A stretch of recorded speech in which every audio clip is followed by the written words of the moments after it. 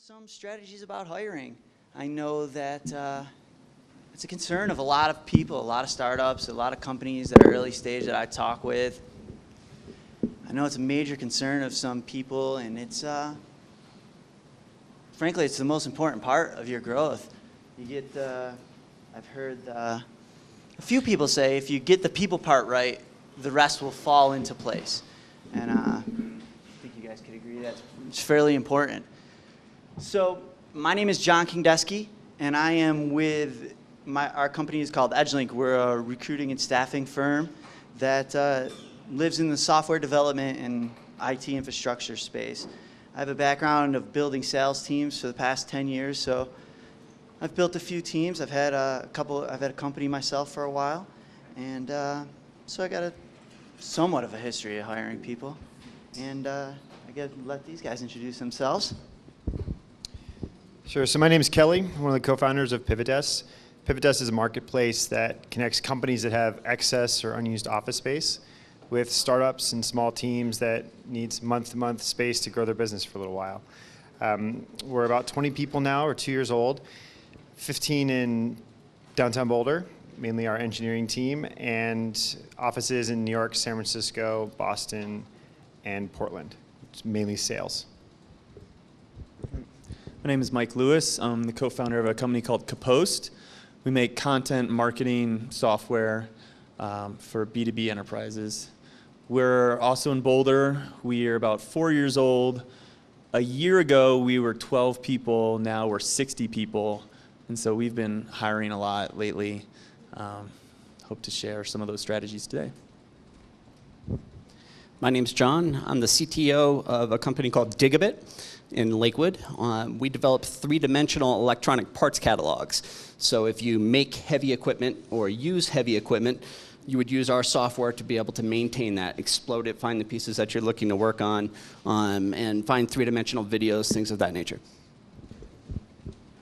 Thanks, guys. Well, I want to keep the conversation open today, so if you have questions, raise your hand. I want to give us all the opportunity to learn from each other here, and because that's what this thing is all about. So I guess getting it started, so with a show of hands, who in this room has hired somebody in the past 6 months or will be hiring somebody in the next 6 months? Pretty much the whole room. Awesome. Great to see that happening. So today we're going to address how we're going to be able to help you put yourself in the position to win, because that's what it's all about. And to do that, you have to really have a defined process, set clear expectations, and really have something interesting to offer. And I feel that's one of the most important parts also, as well as having something interesting to offer and what's going to really attract people to your company. So I guess, we'll start there with that. So if everybody here would take a moment and just think about, if you're an owner of a company and you're going to be hiring somebody, which looks like everybody here in this room is, why does somebody want to come work for your company? Think about it. Why would you want to go work for a company? So who can start throwing out some words that instantly came into your mind?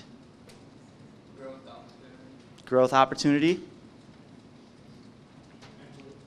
I'm sorry? Equity? Income, which is, people want to get paid. You are awesome. What'd you say? You're not a number. More collaboration, you're having impact on what you're doing. And she said meaning over there. Meaning, absolutely. You believe in what you're doing. Company values. Company values. Huge part of what we're doing. Who else got some? Flexibility. Experience, growth, taking that next step. Where are you going to be next? What'd you say? Exclusivity.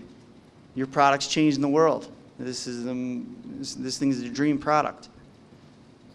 All very, very valid reasons. When you think about it, creating your company's core value And what's your mission statement? What's your mission statement? What is your mission? How can you convey this to future employees? How are they going to buy into what you're selling? How are they going to drink the Kool-Aid? So if you think about that, I mean, personally, our mission is we're in the business to positively impact the lives of all the businesses and people we touch. And I believe in that. And that's why I do what I do, and I really enjoy it. So to be able to convey that message to your prospective candidates for your company is huge. But before you even convey it, you have to think about what does this company mean? What does this company mean to you? So when you're telling somebody about Pivot Desk and they're going to start working there, how do you convey that message?